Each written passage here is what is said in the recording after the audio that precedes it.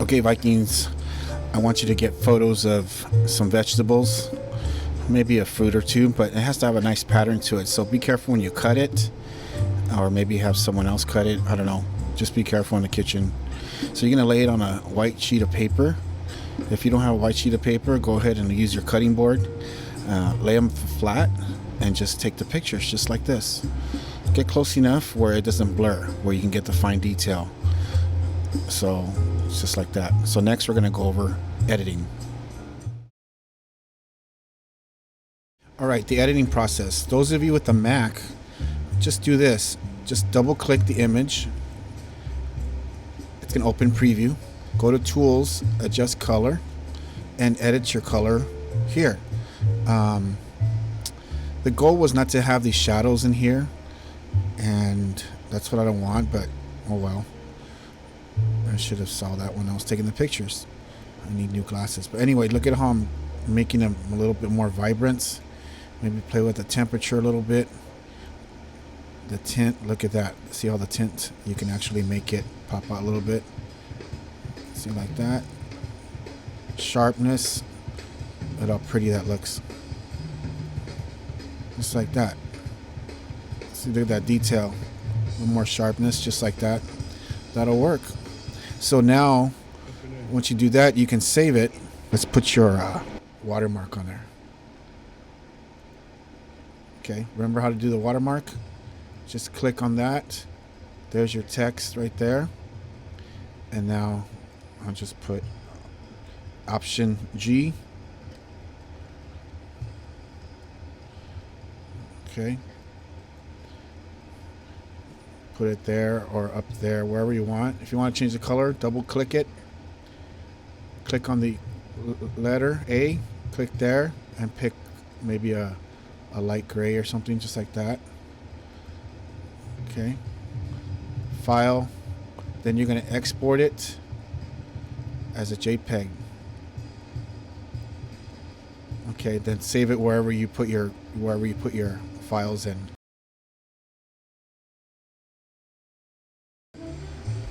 All right, we're going to edit in Photopea. Photopea. I have the file open. And first step you want to do is check your image size. Because if your image size is large, it's going to be a little difficult for it to work over the internet. So let me see, as it's doing right now. Image size. All right, let's go with 2000. Actually, the height is bigger, so I'm going to go with 2000 on the height. Then hit tab on the keyboard. Okay, as long as you're above 1200 on each one, either one, you're good enough. You're good to go. All right, click OK. The image will get smaller. But we can just use the navigator. Pull it back up to screen. There we go. Your navigator's up here in your window. All right, next we're going to edit the image. Give it a little bit more kick. I'm going to go to adjustments, and I believe it's exposure. Yeah, go to exposure. It all depends on your photo, how it came out. Mine's a little, see, it's got all these shadows and everything there. If you go outside and do this outdoors and lay a paper flat on the ground, on the sunshine, and then do this, you'll get some great shots. I don't know why I didn't think of that. So I'm going to do the offset. I'm going to go, I think it's going this way. Yeah, I'm going to go this way. Okay, good. You can see the detail comes out a little bit more. It's darker, but that's where your exposure comes in. See that? Look at that. As long as it doesn't wash out, meaning that white, see that you lose detail up here. So as long as it doesn't get rid of that too much. So just like that, a little bit. Click OK. And I'm going to go back, and I'm going to go to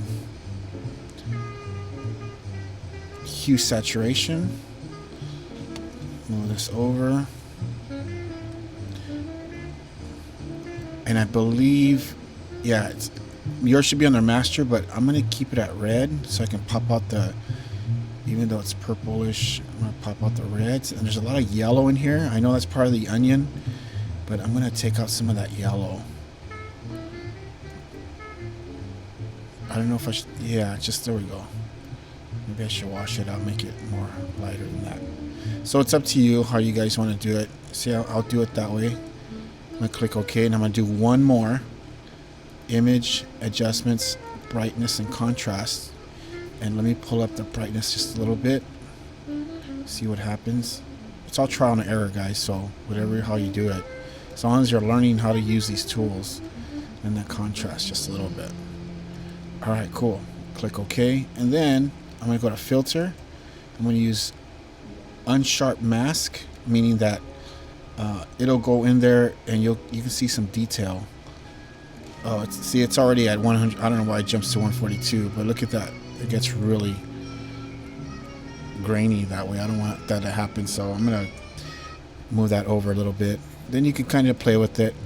It'll sharpen some areas in your photo. Then you click OK. All right, then you're good. If you want, you can put a watermark on it with the T, or you can do that. You can do that in Photo P, or you can do that in your blog, where in the blog it lets you add text to it. Okay, the T is right there. You can add text and layer it with the T tool, and just type in your name and watermark it. Do a before and after. Okay, so the way you save it, you go to File. You're gonna save both. Save as a PSD, meaning Photoshop document, so it can open up or in this case, Photo P document. And then you can go to, again, save it one more time, export as a JPEG, just like that.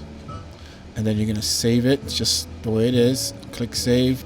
So if I can't find it, if this is not here, then I'll look for it under this name that the tab is. All right, so give me those pictures in the folder, and let's see what you guys come up with.